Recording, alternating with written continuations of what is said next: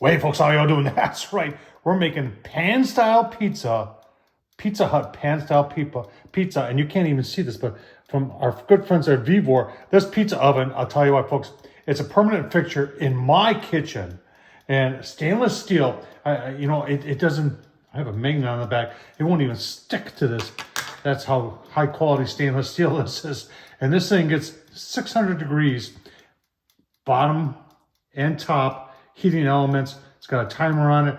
Got pizza stone in it, folks. This thing is phenomenal. I'll leave the link down below to review. I'll leave the link down below where you can get it, folks. And you know what? Keep on watching.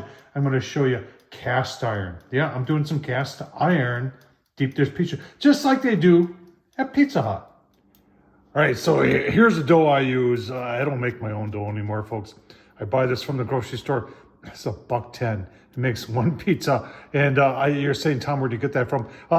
There's a grocery store chain here in Wisconsin called Woodman's. They're the ones that have that sell frozen.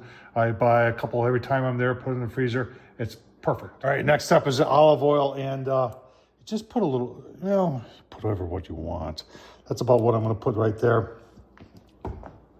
Then I'm going to take our dough. And I'm going to use the dough to move it around. And that's about perfect there. Now just give it a little flop there. And now I'm gonna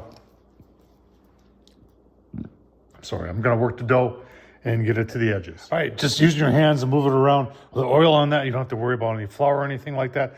And now let's take a look and see if the VEVOR indoor pizza oven is ready. So a couple of reasons I like this. Number one, stainless steel. Number two, it gets hot, and pizza oven should be hot. And for homeowner use, I'll tell you what, this is look at that, over 600 degrees. A lot of spots there, and I'm not shooting on the inside.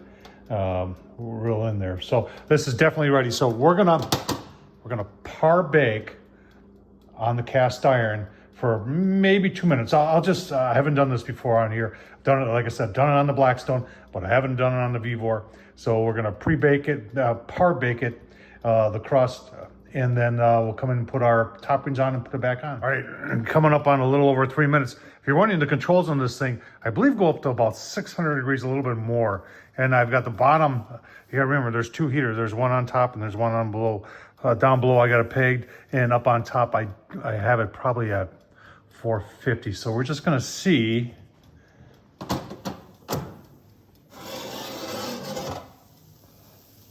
Hear a sizzle? I'm gonna go for another 30 seconds. We're gonna take it out, and we're gonna put our toppings on and let it bake, and hopefully we'll have Pizza Hut pan pizza. All right, that was 4 minutes, and I'm using this classical traditional pizza stuff for sauce. I really like that. Got that on there. I got to take it all the way to the edges, and then we're just gonna cheese it up. And remember, deep dish pizza likes a lot of cheese, so just don't be foolish. I got another bag. So if you're concerned about, hey, you got enough cheese? I got enough cheese. I got another bag. So we're gonna put a pepperoni on, and then a smattering of cheese on top of that, and back into the VEVOR. 3 minutes. Let's take a look, see, shall we? I can hear this. Oh my gosh! We look at that. That is. I'm gonna give that a turn, and we're gonna go back in for probably another minute. Give you a look, see. Final product on the VEVOR. Oh man, that's awesome. Well, it may not be perfect, but this is first try indoors on the VEVOR. And let's just see. Look at that crust. Oh man, it's really hot. I'm gonna give it about a minute and take a taste test. Give you a look, see. All right, so it's cooled off a little bit now. And I'll tell you what, you saw the bottom before. Look at that with the oil. Oh, man.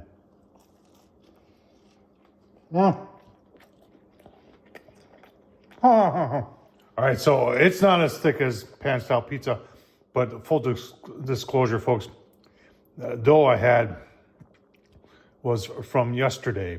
And I did the first Pizza Hut pan pizza on the Blackstone, and I took 2 doughs out because I was convinced that it would fail on the first try, and it didn't. It was actually very good. I'll leave the link down below to that. But this is very good too. Didn't raise all the way, but it's still excellent pizza.